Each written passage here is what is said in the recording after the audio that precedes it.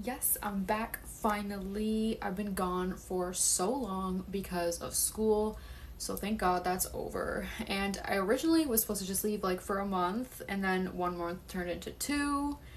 So I'm trying to get back into the swing of this. Anyway, that's enough of an intro. So I'm just gonna jump right in.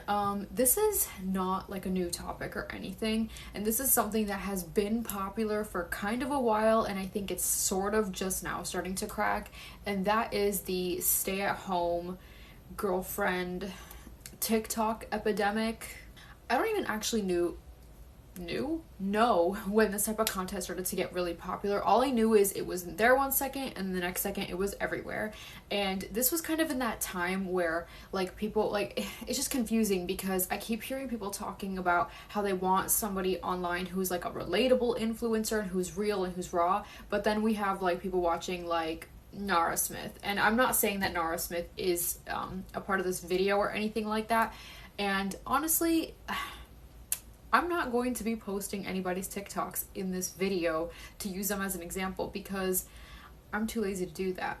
But I do just want to talk about it as like a general thing. So this genre, if you're on TikTok chronically like I am, you know what I'm talking about. It's these girls who are in their 20s, young 20s, who romanticize their life as a stay-at-home girlfriend. And what that means, if you don't know, is they stay at home while their boyfriend goes out and works and she does nothing other than vlog her day.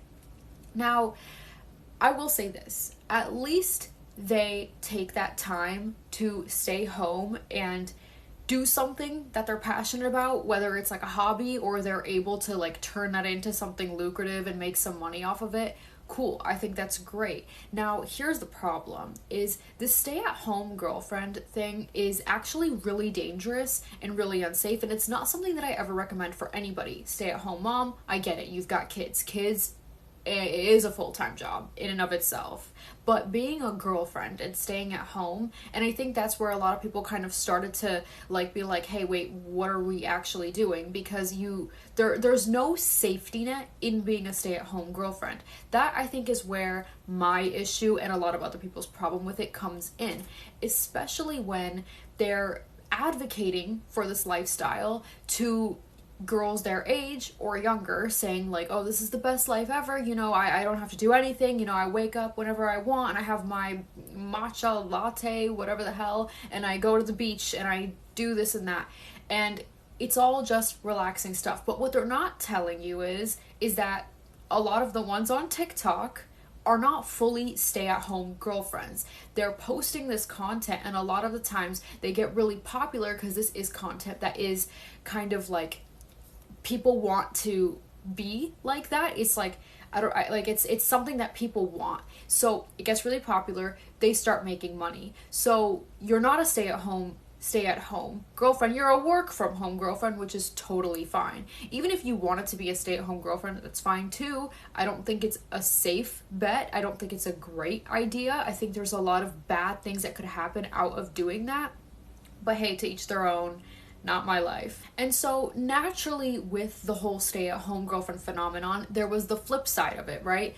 Retired stay-at-home girlfriends, if you will. So girls that were stay-at-home girlfriends, and when they broke up with their boyfriend, they would do the opposite of the stay-at-home girlfriend thing. And it was like 1 second they were advocating for it and making content romanticizing it, and then the next second when they were broken up, they were making videos telling people that everything was a lie, not to be a stay-at-home girlfriend, and that now they're kind of in a position where they're really screwed because they haven't been like in the job market, so now they don't really have skills. They don't know how to like step their foot back into reality. And I think that's where the thing that really like scares me about it is like, you guys are telling girls to aspire to be a stay-at-home girlfriend. Stay-at-home girlfriend, not even a stay-at-home wife, okay? Because at least a stay-at-home wife, like, if shit hits the fan, you get something out of it, if you know what I mean. But like a stay-at-home girlfriend, there's no safety net. Like, if you guys break up, it's just like you're screwed. Like,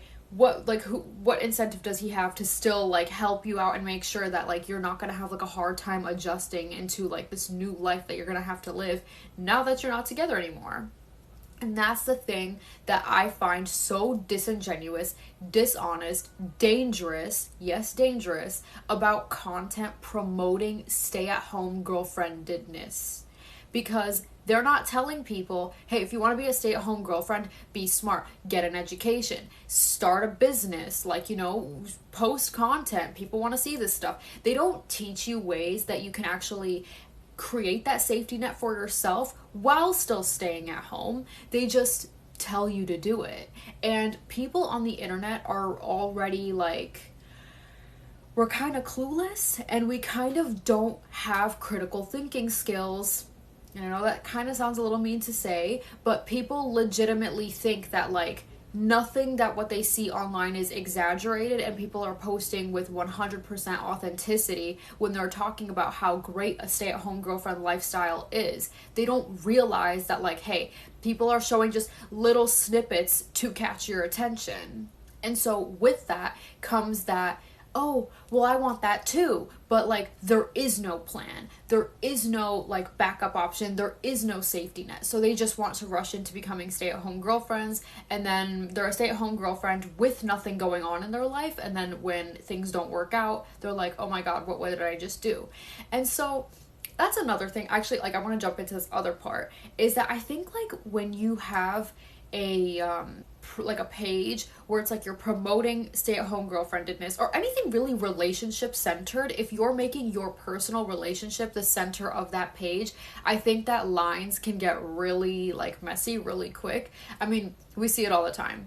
An influencer keeps celebrating like, oh, you know, I'm the best boyfriend ever, like, oh, I'm so happy, like I've got this perfect relationship and this is what you guys should aspire to have. When people start telling you what you should aspire to have, if it's not just like be smart, get an education, and like just be self-sufficient, like trust me, trust and believe. I'm not a worker girl. Like I'm a soft girl, okay? I don't dream of working. I just graduated nursing school, but like I'm not excited, you know what I'm saying? Like, but if they're not teaching you to be self-sufficient, that's not content that you should take at their word, because they don't have your best interests at heart. They have something that looks fluffy and interesting to look at and interesting to see, because like who doesn't want to just like be able to like stay home and like not have to worry about bills or not have to worry about any type of responsibility? Shoot, I want that too. But we have to be realistic. If you're going to go that route, you have to be smart about it. But they tie their identities and their pages into this relationship. So then what happens if they do break up? Your whole facade crumbles. Even if it's not a facade, right? People start doubting you. People start being like, wait a minute, like, she was talking about how she has this perfect relationship, and then you also are lying about your relationship in a way, because nothing is perfect. No relationship is like the most amazing, perfect, flawless thing ever. Everything is going to have issues. And that's also why I'm against broadcasting your relationships online, because people are going to have too much to say about it and they don't actually know what's going on. People are going to make decisions in their own life based on your life. People are going to talk about your life. People are going to make assumptions about your life. And then it starts to get to people in a way that you can't even really like explain, because it's like you chose to do that. Like you chose to over romanticize what you have and like be dishonest in the process. Long rant short on that is, don't make your relationship your brand or your identity. That's all I'm saying. I can only imagine the imposter syndrome that comes with posting that type of content, because it's just so carefully crafted and you have to have this really specific image of just everything is perfect every time, and it's kind of toxic because it's not realistic. It's just kind of painful when you then see those girls, those same girls who were preaching about how their life is perfect and that how you should follow their example and do this and do things the way that they did, get on the internet, admit to everything being a lie, and basically saying that they were just pretending to be happy and pretending to like have this type of relationship for the sake of the internet. And it's like, what was the point? well, I get it. Like, they get something out of it. But it's just, it is really painful. It's painful for the viewer, and it must be painful for them too. I'm sure it is. Because you can lose credibility so fast. And in my opinion, I just don't think that, like, if you want to have, like, this online persona, doing something that is so detrimental to your credibility, to your relationship with your audience, is not a smart thing to do.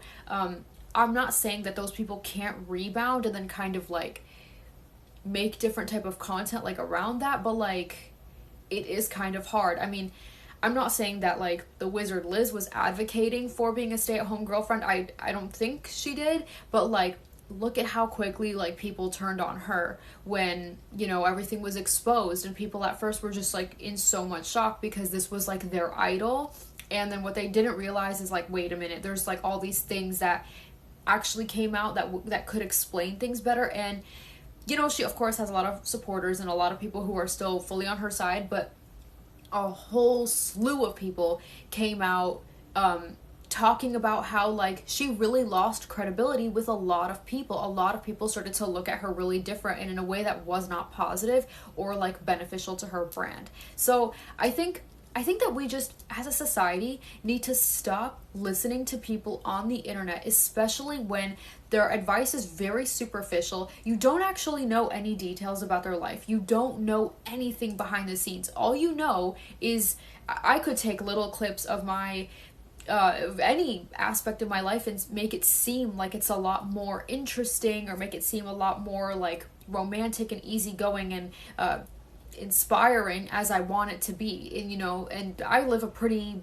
normal, boring life. So imagine somebody who is kind of like getting like these like good life benefits, you know, here and there and stuff like that. It's so easy to manipulate so many people. There's an ice cream truck outside, love that.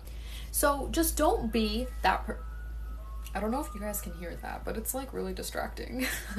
But I don't know how, I really lost my train of thought. So yeah, I think kind of like the bottom line of what I'm trying to say is like, don't trust these people that you see online who are making their life seem like it is the most amazing thing because they're a stay-at-home girlfriend. Like all these things that come with being a stay-at-home girlfriend, everything has its pros and cons, and they're not telling you any of the cons until they've been screwed over and until they've already influenced so many young girls to just aspire to be just that.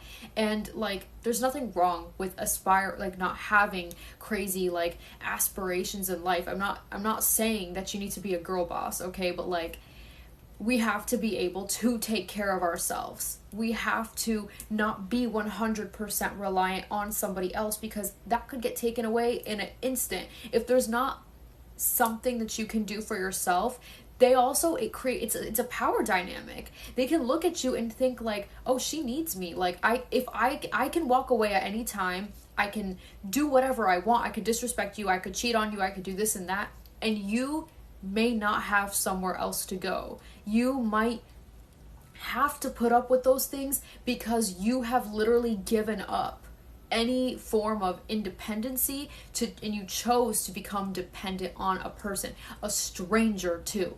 It always happens so fast. Every single time I see these like stay-at-home girlfriend things, they will have dating for like not even that long, and suddenly they're like, yep, this is the one, I already know, and I'm just gonna give up everything and like put all my trust into this person. Like what happened? Like, we don't even treat our friends with that same level of trust. At least most people don't. And yet you guys meet like a potential romantic partner, and suddenly within a month you gave up your whole life. You gave up all your own like freedoms. Like, I just don't, like, for me, not working sounds really great, right? But like, why would I want to have to just ask somebody for money every time I want to buy something? Like, at that point, I might as well just ask my parents for shit. Like, I'm gonna feel like a teenager asking my mom for money like every 3 seconds. There's no freedom in being shackled to somebody and dependent on somebody. Like, you know, like that doesn't, it doesn't make sense to me. They can reject it anytime they want, because also I noticed this other thing where even if people like have that and they're like, oh yeah, it's so great, so great, but there's always like a limit. There's always a limit to how much you can ask for. I see it all the time.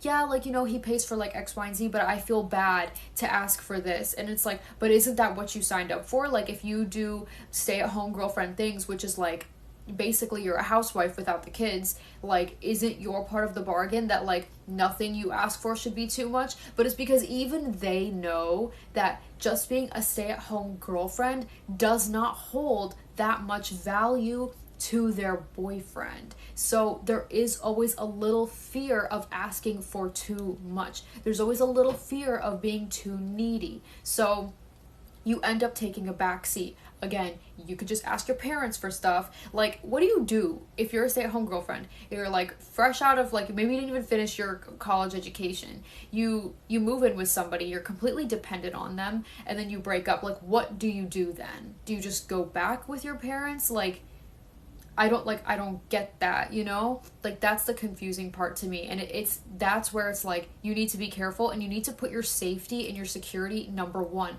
Safety and security in yourself, not in a random stranger who could literally do anything at any point to you. We don't have control over that. It just never ceases to like shock me how quick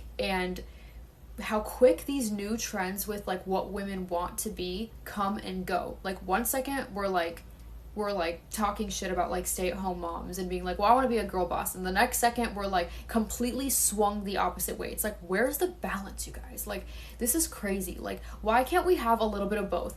Work less hard, you know? You can work part-time, but don't completely give up your financial freedom. That's like, I can't like say that enough. And don't promote other people to do it too, especially if you don't actually have good solid advice to give young people. People forget all the time how impressionable even adults are on TikTok. People just talk about young girls seeing this type of content and getting really influenced. It's also older girls too, because they're like, this younger girl is living this lifestyle and she's getting like taken care of and showered and with gifts and spoiled, and then like, I'm not. This affects everybody. So like, it almost feels like this type of content gets made because the person knows that there's like something kind of wrong with their dynamics, so they're kind of filming it and really, really boosting it up to make themselves feel better, convince themselves that this is the ideal life, because they get that validation from these other girls who are like, oh, I want that too. And then just like, they're like, yeah, see, I am doing the right thing. That's kind of what it feels like sometimes. And yeah, I mean, anyway, that's kind of all I have to say on that topic. Just be safe, stop trusting strangers so easily, and like, have something for yourself. If you liked this video, like it, subscribe. I have more things to rant about in the future, for sure. And no, I'm not going to disappear again. So, yep, I'll see you later.